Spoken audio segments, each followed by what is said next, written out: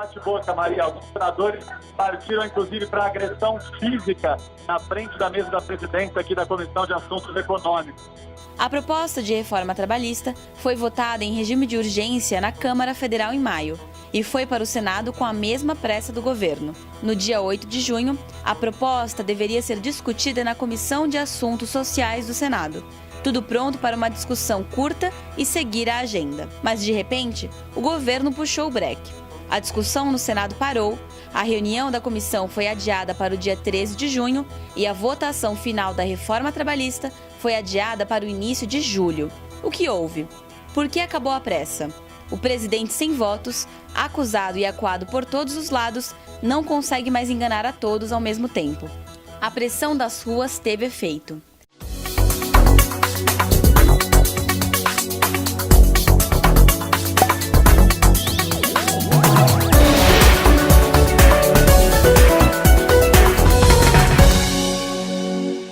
Ninguém mais se engana. O que eles querem é te vender barato. A Federação dos Professores já fez o alerta. A reforma trabalhista vai prejudicar e muito quem trabalha.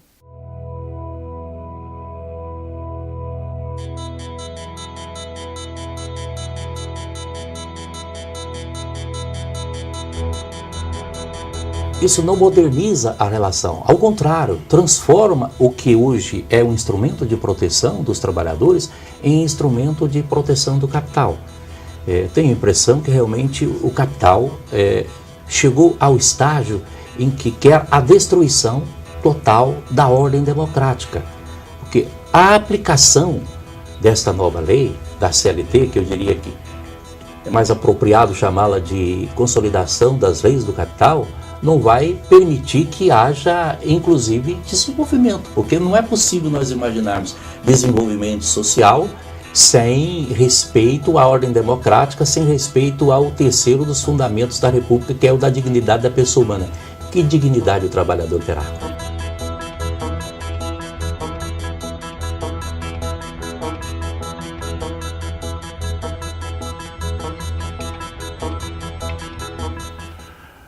Meus amigos, minhas amigas, o assunto é reforma trabalhista. A reforma trabalhista, este projeto do governo perverso, que modifica as relações de trabalho deste país, que altera substancialmente a consolidação das leis do trabalho, está avançando no Congresso Nacional.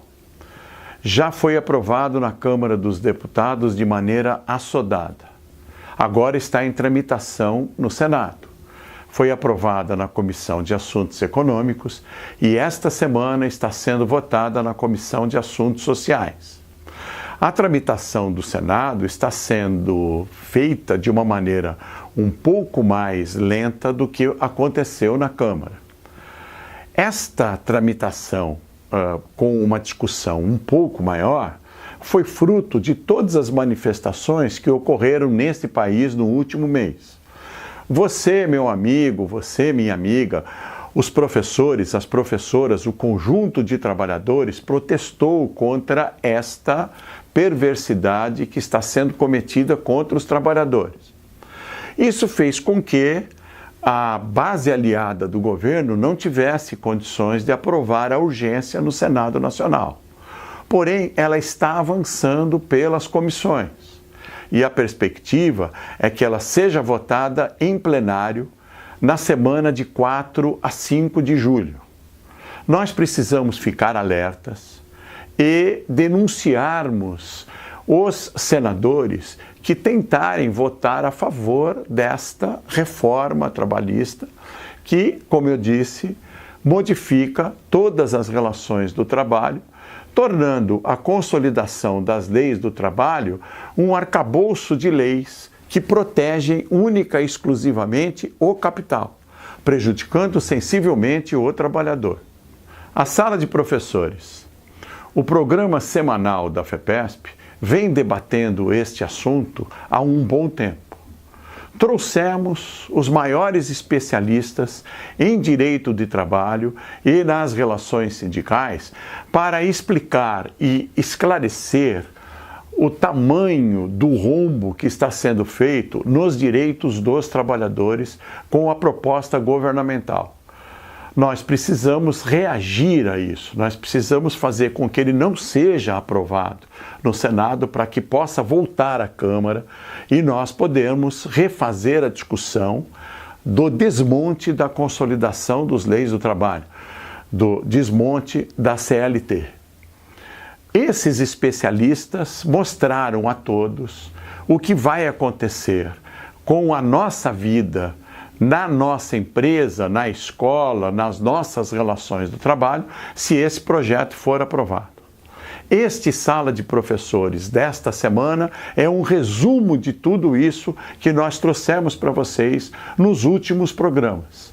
Fiquem atentos, assistam e verifiquem o que esta proposta de reforma da legislação trabalhista faz com a nossa vida, na nossa relação de trabalho, na empresa.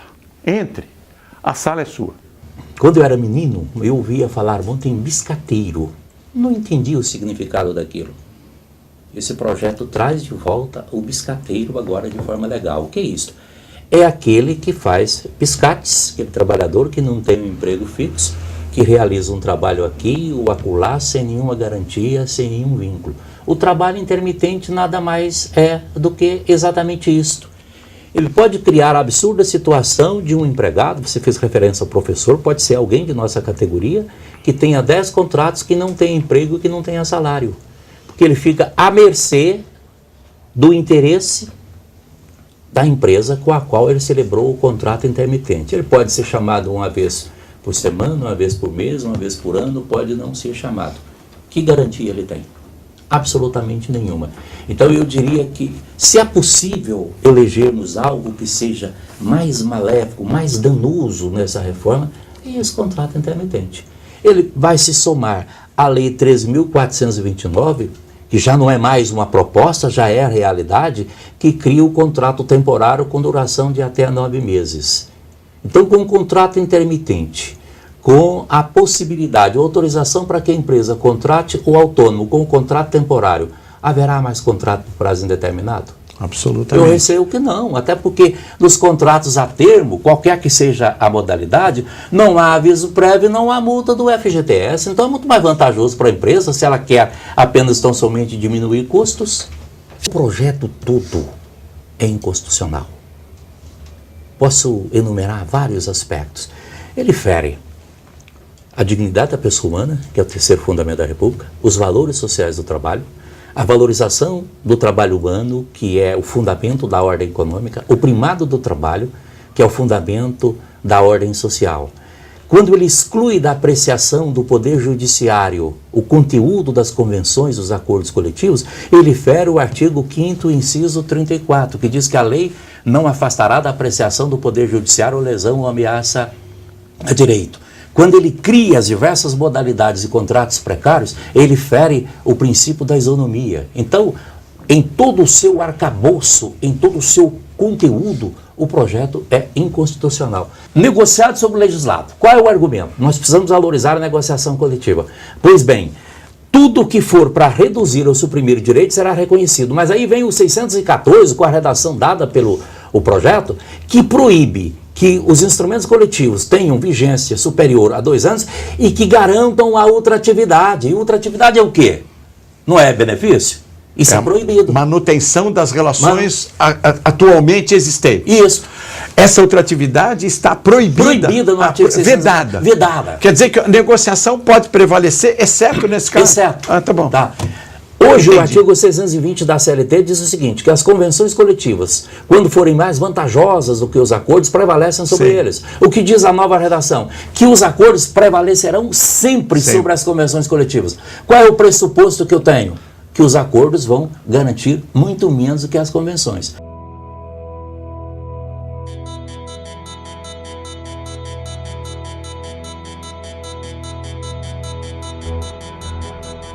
Qual é a sua análise sobre a questão da terceirização?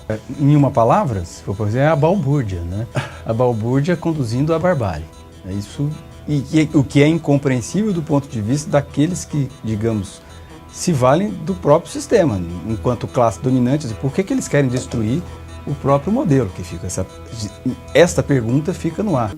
Por causa da sua defesa da CLT, o juiz Souto Maior foi censurado pelo próprio presidente do Tribunal Superior do Trabalho, Ives Gandra Filho. Mas isso não o intimidou.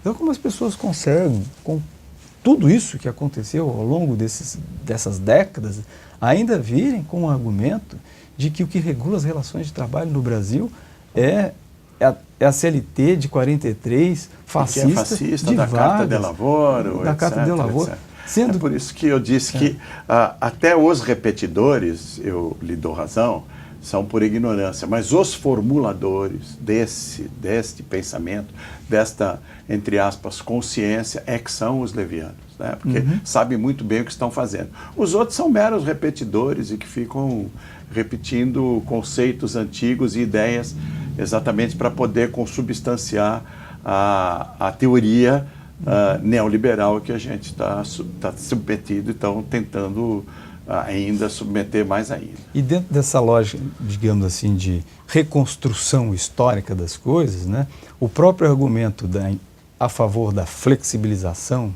né, para melhoria, para aumento dos empregos, que é um argumento que se usa também muito na sequência, né, assim, mas precisamos de modernizar a legislação, uma legislação mais flexível para aumentar o nível de emprego. Esse argumento também é o argumento que impulsionou as reformas trabalhistas desde a década de 60. Sim. Né? A lei de representação comercial, a lei do trabalho temporário, 65, a lei de 65 também, que permitia a redução dos salários em até 25%. Sim. Né? A lei do trabalho temporário, de 1974. A lei de estágio, de 1978, por aí, 80, é a lei de 78. Depois dos vigilantes, em 1983. A terceirização, em 1993, não veio por lei, mas veio por súmula. O trabalho a tempo parcial, na década de 90, o banco de horas, os experimentos. O professor da Fundação Getúlio Vargas, Jorge Bolsinhas, explicou na TV FEPESP que o nível de emprego será ameaçado com a reforma trabalhista. Se lei ou mudança legislativa resolvesse o problema de desemprego, não existiria desemprego no mundo. Porque levando em consideração que a maior parte dos consumidores no Brasil são trabalhadores e você precisa de consumo para ter produção, se você empobrece os trabalhadores, que são uma gama significativa de consumidores, você acaba afetando indiretamente o consumo e afetando a produção. Então, não é razoável achar que o simples fato de você, digamos assim, reduzir o custo da mão de obra, isso automaticamente vai gerar novas contratações. A TV FEPESP foi até Brasília ouvir Delaide Arantes, ministra do Tribunal Superior do Trabalho.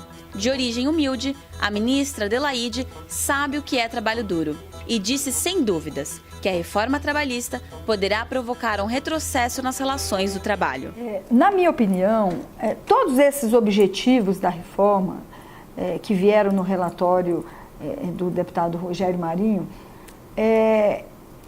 nenhum desses objetivos será atendido com o projeto da reforma trabalhista.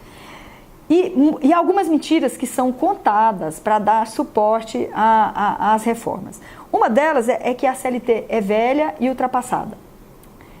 O que não é verdade. A CLT ela tem mais de 900 artigos e desses mais de 900, só 250 não passaram ainda por uma remodelação. Todos os outros já passaram.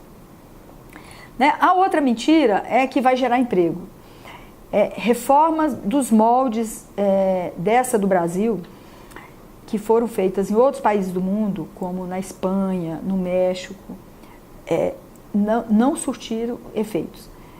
Nem para modernizar e nem para gerar emprego. O que acontece? Os empregos efetivos e formais foram precarizados. Né? Os Estados Unidos por exemplo, o contrato temporário. O contrato temporário que nesse projeto de reforma ele foi remodelado, né, e foi introduzido o contrato intermitente. Esses contratos, logo depois da crise de 2008, implementados nos Estados Unidos, ele provocou uma precarização grande e não a geração de emprego. E assim foi na Espanha, no México, em outros lugares que foram implementados. O Brasil está importando modelos que não deram certo em outros países do mundo. O que proporciona vaga de emprego é o crescimento da economia. Reforma tributária. Sim. Tem um estudo do BNDES, publicado agora em fevereiro, que diz claramente que só um conjunto de reformas, começando pela reforma tributária, é que é capaz de sinalizar positivamente para a economia no sentido de gerar emprego. Não crescimento da economia que proporciona uma geração de emprego. E tem que começar pela reforma tributária. Sim. Reforma tributária o governo faz por questões óbvias, né? Vai taxar grandes fortunas, vai onerar as grandes empresas, o capital estrangeiro, as multinacionais. Por isso, sempre a proposta é para reformar aonde ele tem mais facilidade para reformar, que é, e num cenário onde foi aprovada a PEC 55, que impede novos investimentos na área social. Não vai gerar Nós novos estamos numa situação complicada. A saída foi precarizar a relação de trabalho para ver se as empresas aumentam a sua... E não vai gerar mais emprego, vai precarizar os empregos existentes. Há poucos dias, o Sindicato dos Professores de São Paulo promoveu um debate com transmissão ao vivo sobre a reforma trabalhista e os ataques à CLT. A CLT não é uma lei de 1943. É uma lei que, em 1942... porque ela teve uma vacatio legis, o latim horroroso, mas teve uma vacância entre a entrega de uma comissão de juristas para o presidente da República de então, até a sua outorga e a vigência, em 1º de maio de 1943, ela é uma compilação de uma legislação que tem início no século XIX e que é modernizada para ser consolidada num único documento histórico de uma importância fundamental para a classe trabalhadora brasileira, que é a consolidação das leis do trabalho, que é detratada de uma maneira atroz nos últimos anos. E ela é detratada muito mais em virtude dos seus méritos do que em virtude dos seus defeitos. A CLT nos foi entregue com 922 artigos e sofreu, entre cortes, incisões, cirurgias plásticas, etc., talvez nem Dercy Gonçalves tenha esse recorde de tantas modificações da sua composição original, 1.243 modificações, incisões. Ou seja, ela tem mais dispositivos modificados, e alguns deles várias e sucessivas vezes, do que dispositivos originais. Moro, tema reforma trabalhista. Por que você está falando disso? Estou falando que esse tema só é possível em virtude dessa distorção original. Se nós não tivéssemos essa distorção original, nós não teríamos que falar sobre as, pelo menos, 2 centenas, eu não estou brincando, mais de 2 centenas de modificações lesivas da CLT. Você está canonizando a CLT? Você quer entregar a CLT para o Papa Francisco, dizer que a CLT vai ser a nova encíclica moderna da Igreja Católica? Não, eu não estou canonizando a CLT. A CLT tem graves defeitos e ela expressa uma sociedade que é fruto da luta de classes. E que nós temos que ter uma visão clara de uma perspectiva que a CLT, em muitas de suas passagens, é patronal, em muitas de suas passagens é antidemocrática, em muitas de suas passagens ela é anacrônica. Então, estou dizendo, eu sou absolutamente infenso à ideia de uma reforma, de uma modificação da legislação trabalhista? Não, o que eu quero saber é qual é o sentido ideológico, lógico e a quem o serviço se presta na dita alteração ou modificação. Porque o que nós tivemos nesse projeto 6787 de 2016 é resultado absoluto daquela distorção inicial de representação popular, com requintes de crueldade. Vejam aqui proposta belíssima. Trabalho em tempo parcial com hora extra. Ou seja, a parcialidade do tempo foi-se embora, porque nós podemos ter um tempo parcial e suprir a parcialidade do tempo com horas extras. E aí fazemos o tempo total, com todas as vantagens patronais da parcialidade do tempo na contratação. É brilhante. A gente tem que tirar o chapéu e reconhecer que a classe patronal é muito melhor representada do que a classe trabalhadora. Eles têm gente mais provida, que chega a atentar contra a lógica. Estabelecimento de hora extra por acordo individual. E extensão da jornada a 12 horas. Redução do intervalo mínimo de 1 para meia hora, com a possibilidade, inclusive, de negociar essa meia hora e indenizá-la, ou seja, fazer com que alguém trabalhe 12 horas consecutivas sem se alimentar. Claro que para um exercício da liberdade de todos os indivíduos, porque o ser humano é normalmente fraterno, né, igual, né, e livre para estabelecer as suas vontades contratuais. Banco de horas, instituição do banco de horas e supressão, inclusive, de intervenção sindical na instituição do banco de horas. Supressão do sindicato na vida do trabalhador no momento da rescisão, homologação, dispensa de homologação e rescisão contratual, homologação anual de quitações periódicas do empregado ao seu empregador para impedir o exercício do direito de ação. Então, aqui a gente já começa a vislumbrar requintes de crueldade.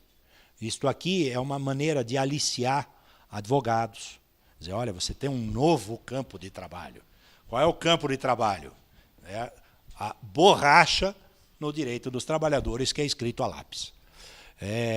Ano a ano, alguém pode voluntariamente, no exercício da sua liberdade individual, comparecer diante de um juiz e dizer para o juiz, senhor juiz, eu vim dizer que o meu empregador é maravilhoso, que nada me deve, e me vinculo a essa declaração para todo ou sempre, de modo que eu nada mais poderei cobrar dele. São maldades explícitas. Em relação à mulher, por exemplo, nós temos uma lei que impede o trabalho de gestante em locais insalubres. Agora se cria uma figura que me remete aos meus antepassados, que diz que se um médico declarar que o local insalubre não é, pode-se alocar a gestante no lugar de insalubridade. Ela continua a receber o adicional de salubridade, mas o médico diz que não é insalubre. Então, há circunstâncias que nos fazem rir para não chorar. A gente tem que rir da própria tragédia e converter a energia que o riso nos dá em força de luta. Teletrabalho. Outra maldade com o professor. Nós já temos o mal do EAD. Não é? E a conversão de uma aula em milhares de aulas é algo que a tecnologia afeta brutalmente a profissão dos professores. Transformar o magistério em interpretação, ou a mera reprodução, leitura, é o professor William Bonner. Você capta aquela imagem e depois reproduz para retirar do professor, inclusive, a interação pessoal com o aluno, converter o aluno em telespectador e não em aluno é uma das maldades que se permite no campo das relações de trabalho, que, segundo eles, apenas formaliza o que já existe, como se isso não se traduzisse num incentivo à supressão da relação interpessoal e substituição pelo teletrabalho. Basta um contrato individual de trabalho para assentar esse aspecto. Olá novamente, meus amigos, minhas amigas, professores, professoras, auxiliares de administração escolar, técnicos e técnicas de ensino. Vocês acabaram de assistir o tamanho do desmonte que vai acontecer na legislação do trabalho neste país. Se a proposta que foi apresentada por este governo, cada vez mais ilegítimo, for aprovada no Senado, precisamos reagir contra isso. Nós temos ainda uma chance, que é não aprovar a reforma da maneira como ela foi proposta no Senado. Qualquer modificação que exista no Senado faz com que esta proposta de legislação, de modificação, volte à Câmara. E aí nós teremos mais tempo ainda para debater, discutir e pressionar os deputados da Câmara dos Deputados. São Paulo tem 3 senadores: Marta Suplicy, José Serra e Ayrton Sandoval. Temos que pressioná-los, mandar e-mails, mensagens, WhatsApps, etc., para que eles votem a favor dos trabalhadores. Nós ainda temos a possibilidade de reverter esse processo. O semestre letivo está terminando, nós estamos nos preocupando com as provas de final de semestre, mas temos ainda que ter a cabeça voltada à questão maior, que é a conjuntura nacional, principalmente no que se refere à legislação trabalhista. Dia 30, nós já teremos o final do nosso semestre. Dia 30, o semestre se encerra, mas a luta continua. Obrigado pela sua audiência. Continue nos prestigiando. Participe, critique, opine. fepesp.org.br. Vamos à luta e até a próxima sala de professores. Até lá.